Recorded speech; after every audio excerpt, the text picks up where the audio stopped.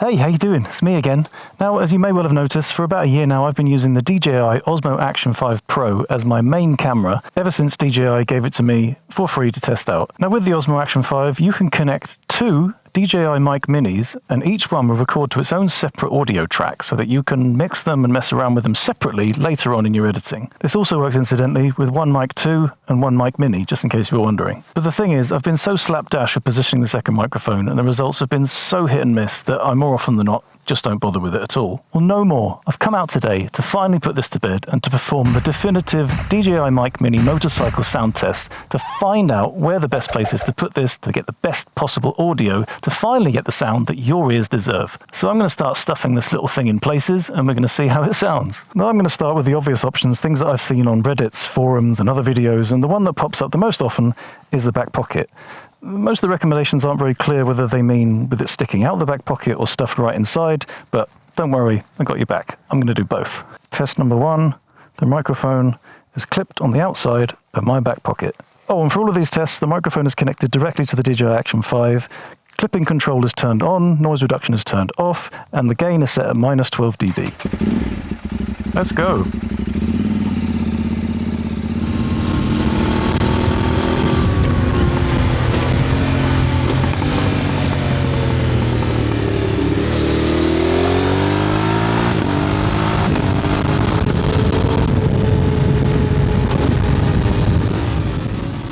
So next up, I'm going to spin it around. Be careful not to press the button on the microphone, otherwise it will stop the camera. But yeah, I'm going to spin it around, stuff it right down into the pocket, and we go again.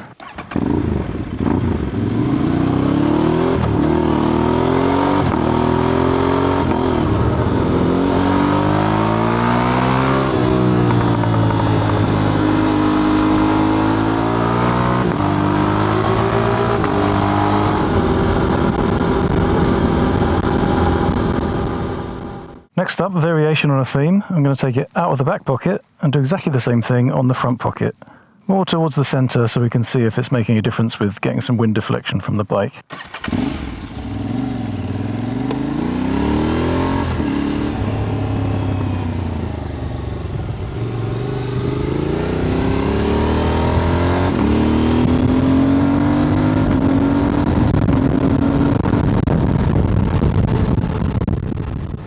Okay, now a quick, swift switch into the front pocket.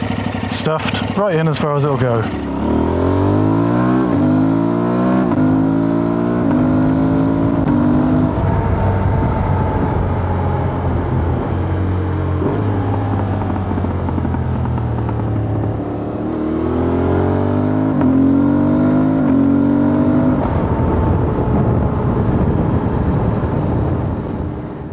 So next up I'm going to try and use myself as a windshield and clip it onto my belt loop on the back, with the microphone obviously facing towards the exhaust.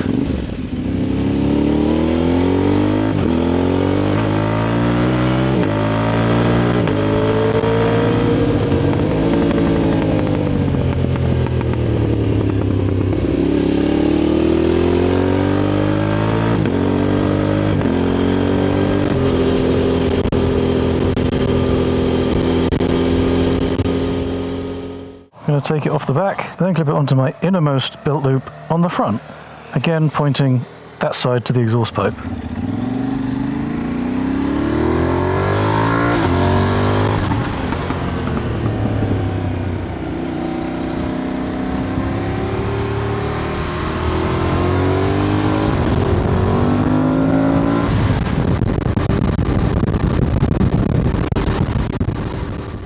Okay, this time for something a little different. I'm going to stick the microphone into the back of my VentureSpec Super shirt, so the microphone is at the bottom, in between the back protector and the outer fabric of the shirt.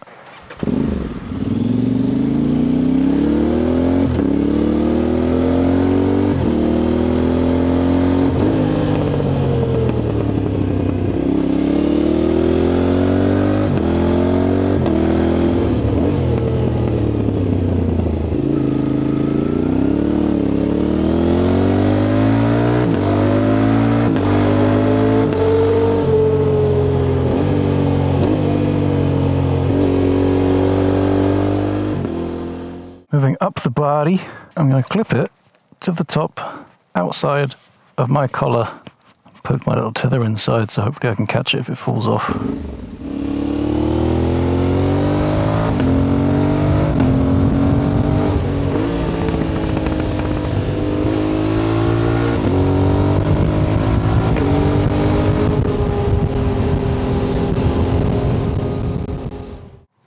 Oh, it's gone. No, just kidding. There it is. Right then, relying on the actual windscreen of the bike now, which, to be honest, isn't very good. I'm going to try with the microphone inside the front of the chest protector pocket. There's actually a little kind of gap here because this isn't the right chest protector for this jacket. There we go. It's in the front now. You can probably just see the little magnet holding it in place.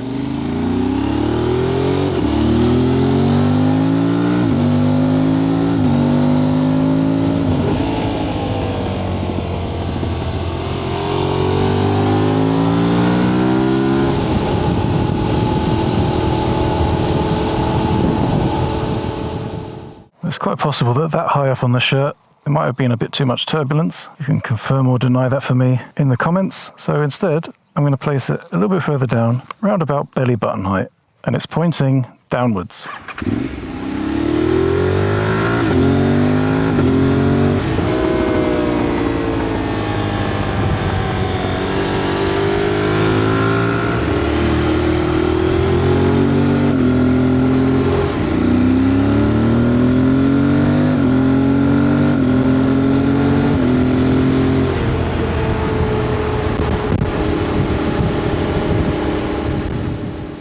Next up, the final one for positions on me, and I'm going to clip the microphone to the back of my glove, thus.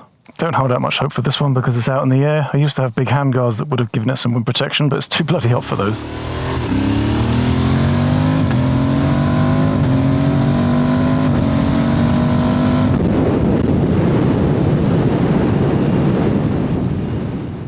Well then, now that I've exhausted all of the positions on my body, I'm now going to stick the microphone all over the motorbike, see if maybe getting the perfect sound doesn't lie on places where there's no human involved. Starting, stop the recording again, press that button there, I'm going to have to see if there's a way to switch that off. But anyway, starting here at the back on the luggage rack.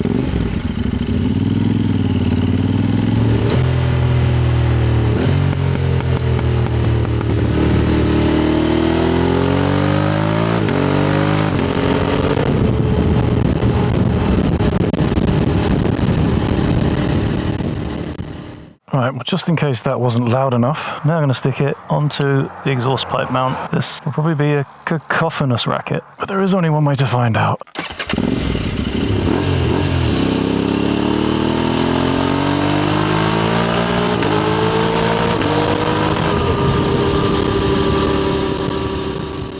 But staying here at the back of the bike, still relying on the loose nut behind the handlebars to block the wind out, I'm going to clip it here onto the top of the Lone Rider tail pack, and we continue.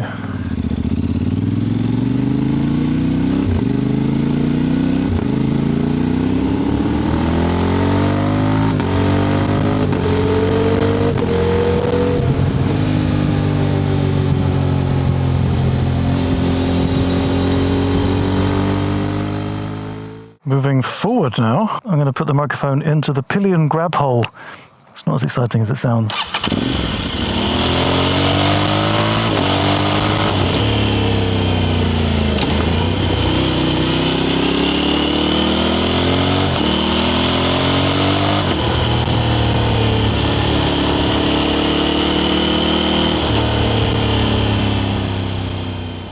Another move forward now, this time deeper into the innards of the bike. And I'm going to stick the microphone onto the cross member underneath the seat.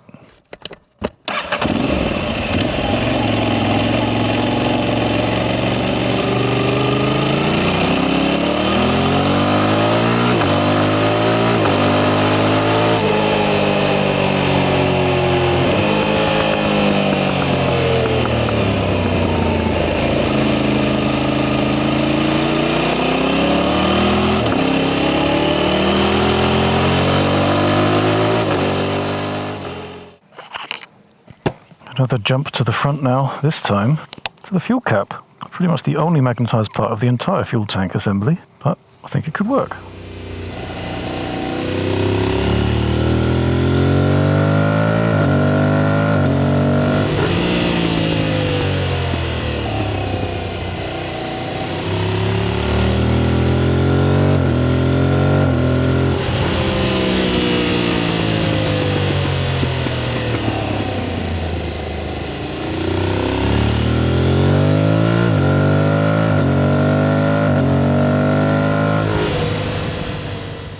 down for a bit of a wild card, because if you don't try, you don't know. I'm going to put it down here on this flat bit of the engine bars. And I say wild card because I think there's going to be a lot of buzzy vibrations going on down here. But we'll see.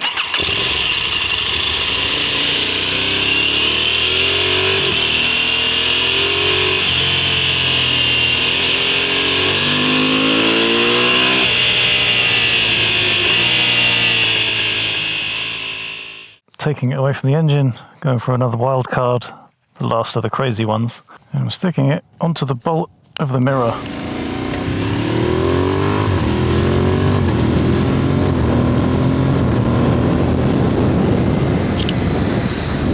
Pop it up to the next bolt. Let's see if that makes any difference to the wind.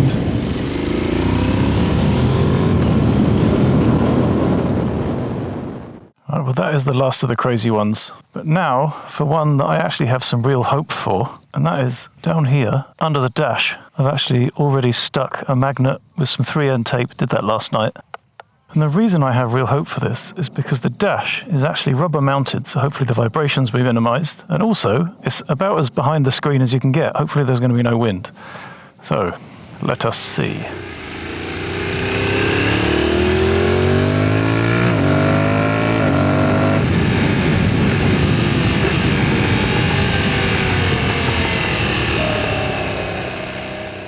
Probably half of you are screaming at the screen, Andy, why didn't you try it in a rucksack? Well, don't worry, I've got your back. Well, I've got my back, because on my back is a rucksack, and I just plonked the microphone in there. And also because something else that I'm sure many of you are screaming out is, why don't you use an audio recorder? So I've also bunged a Zoom H1N in there as well, stuffed into a big fat pair of hiking socks to stop them from jostling around. So here we go with how that sounds.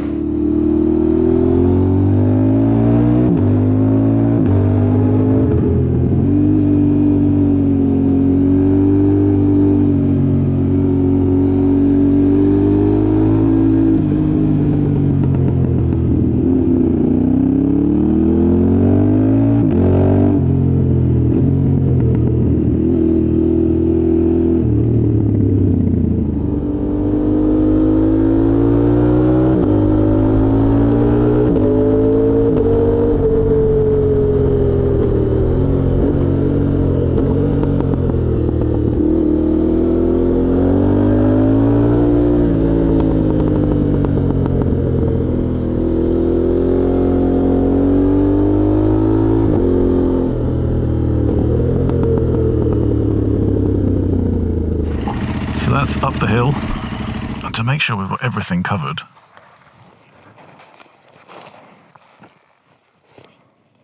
both of those into the tail pack, and we go the other way.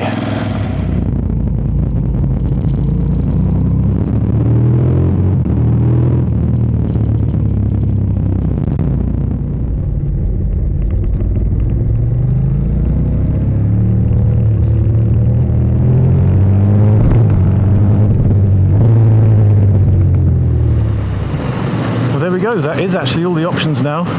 So I'm going to head back into the studio and listen to them all with my ear pipes and decide which one I think is the best. In the meantime, tell me which one you thought was the best. Leave me a comment below about which position you thought gave the best sound. And thanks to the wonders of video editing, I will be back momentarily to show you which setup I think gives the best overall sound. If I can just find my way home. I've lived here for 3 months already and I still haven't got the hang of the one-way system.